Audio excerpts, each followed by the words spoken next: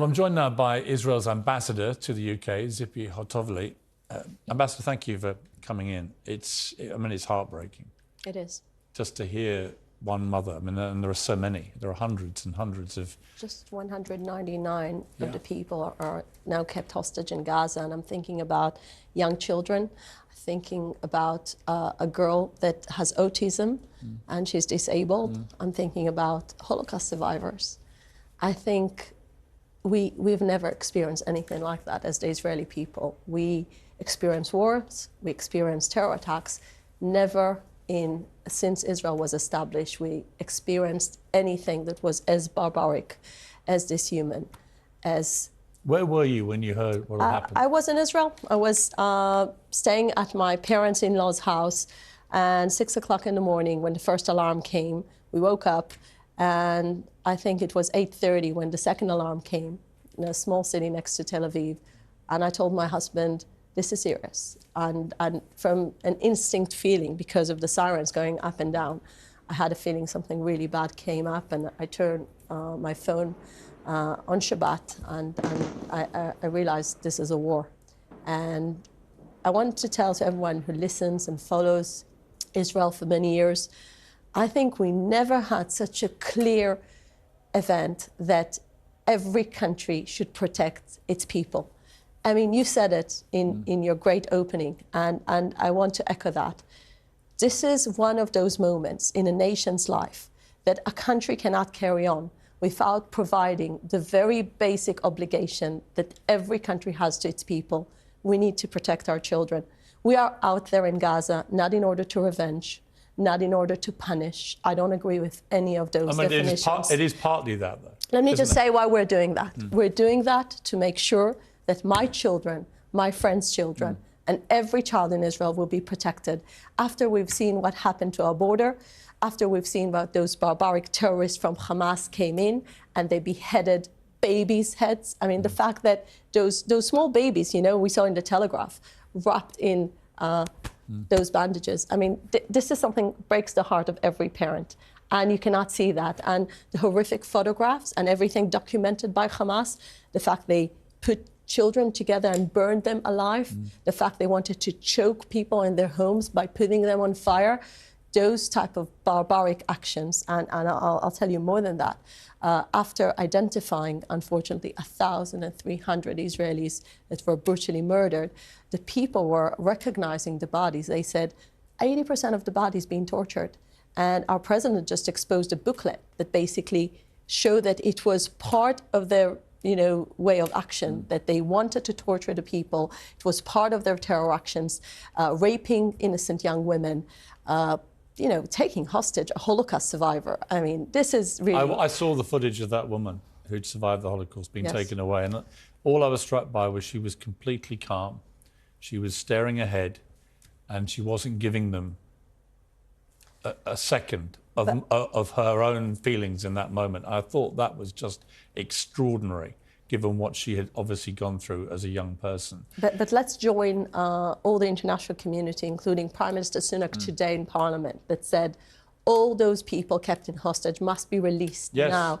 And I think this is Israel's demand, and this is one of the aims of this war, is to bring them back home. No, I agree. 199 And let's also not be afraid, as the BBC is seemingly afraid to do, to call this what it is, an act of terror. These are terrorists. I think we were very vocal about what we think about it. What do you feel about the BBC refusing to call them terrorists? So I think if the BBC stands for accuracy and if the BBC stands for the truth, it's very simple. I mean, this is what terrorism is, and you cannot find any better example of terrorism. So I really think everyone should call it by its name, and it's terrorism.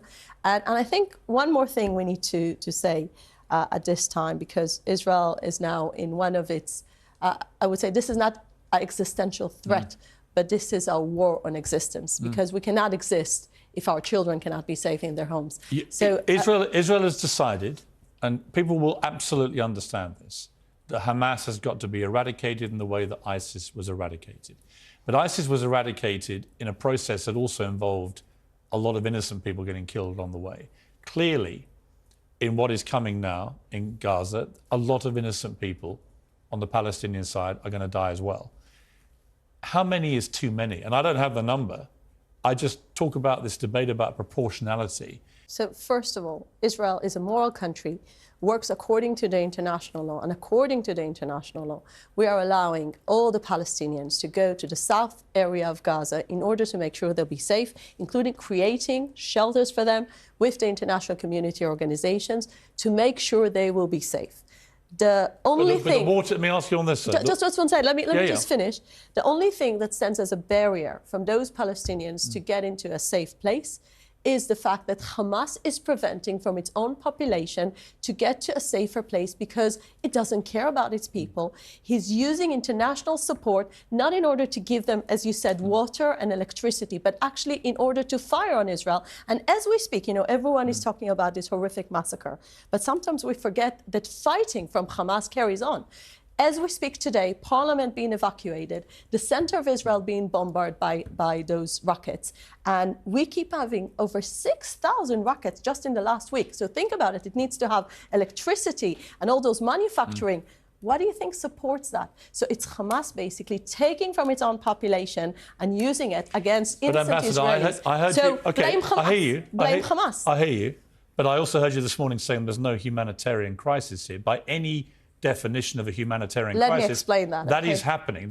You may apportion blame to Hamas on your side. Let me explain. I don't think you can deny there's a humanitarian crisis. Let me explain that. I'm a woman. I'm a mother.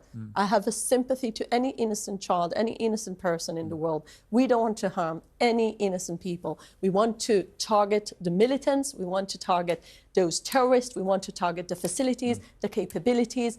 This is what we want to do. And the reason I said that, because at the moment, in Gaza, you have supplies of water, you have supplies of food, and unfortunately, wait a second, some of it being abused. Some say the water has run out in many areas. And I want to explain why. 90% of the water in Gaza is not supplied by Israel. This is like a myth. Israel has just 10% of this. 90% of it is based on their aquifers, and they're doing that by using machines. And the machines, basically, in the electricity, they're being abused at the moment by Hamas in order to fire my own hometown. And this is what happens. So just think how irrational it is that the international community, knowing that Hamas started this war, is blaming Israel for what it didn't start it. I'm not blaming Israel. No, all I'm saying is... I understand the scale of what happened last weekend means that there must be an unprecedented response. Exactly. I think any country in the world that suffered what Israel suffered last weekend would launch an unprecedented response. I understand that. But I also understand in my modern history that after 9/11, America launched a series of unprecedented responses. It invaded Iraq, which I felt at the time was an illegal invasion. That caused ISIS to grow in huge amounts of power and then kill many, many people. Afghanistan was a huge mess and continues to be a mess and is now back in the hands of the Taliban and so on. There's not a lot of evidence that a big invasion of a place like Gaza will do anything other than potentially make the situation worse. That's my concern. So can I give you my answer? Life is about choosing between alternatives. If you have a perfect alternative, you would have gone for the perfect alternative. But going back even for British history, you don't want to go back to American history by attacking Mosul and killing so many civilians. And I personally think fighting ISIS is a justified cause because ISIS didn't do any good for civil society.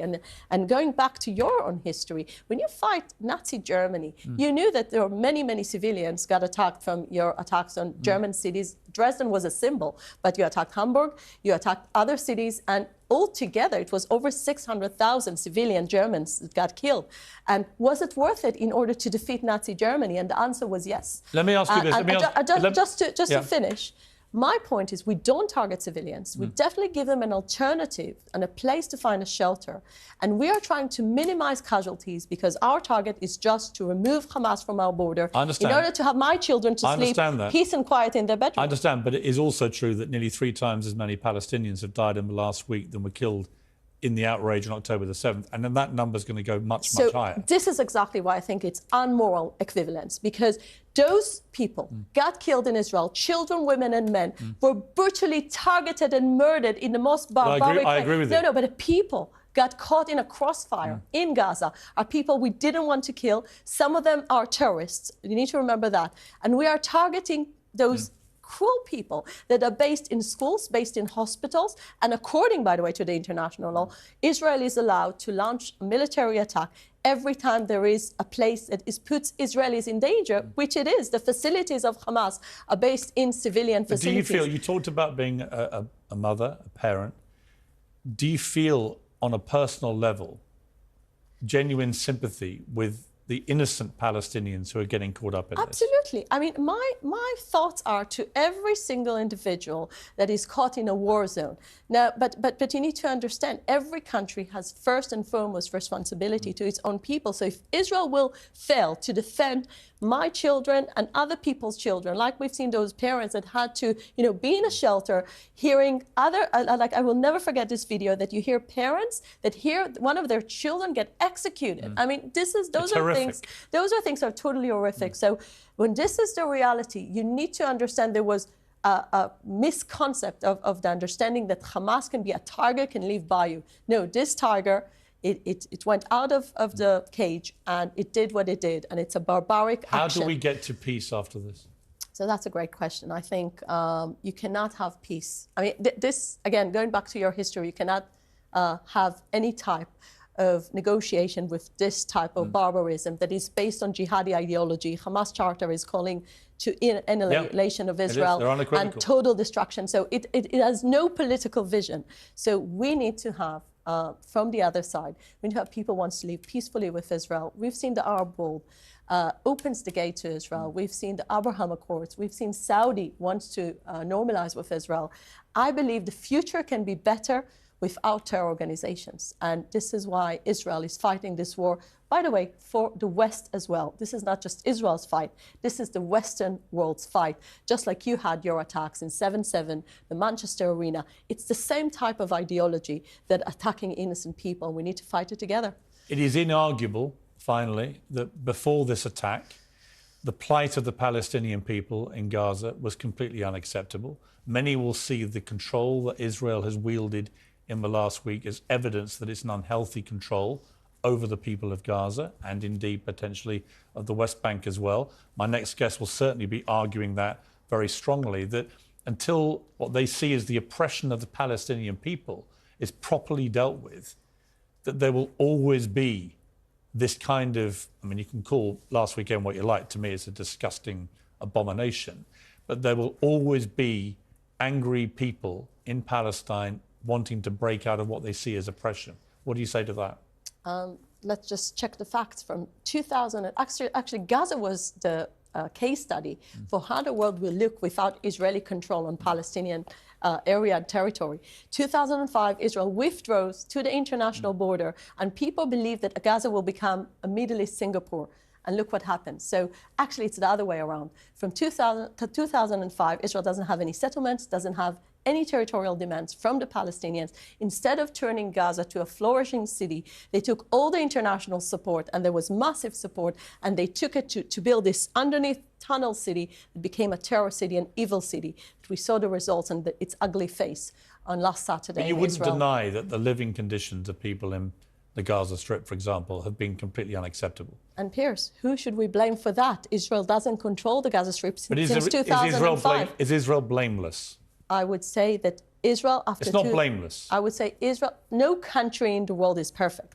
But after 2005, you need to blame the effective control of Hamas that abused the population, that kept on using all the international support just for one cause, to harming innocent Israelis, to fire all those rockets that have been fired on our cities for years by years. And this is where every civilized person should stand and to say, we saw the real face of Hamas on Saturday. They are there to kill innocent Jews in their beds. And we need to support Israel in this justified fight, because Hamas is bad both to Israelis but also to Palestinians. Ambassador, thank you very much indeed for coming in. Thank you very much. And just going back to what happened last weekend, it was horrific. And when I saw that the instant reaction on the streets of this capital city, London, were thousands of people out in the streets celebrating, some of them with Hamas flags, I was revolted that that was happening in my country. And the only correct response to what happened then was outrage. And it's been disgusting to watch people celebrating what happened to your people. So thank you for coming in. I appreciate it. Well, thank you. Thank you very much.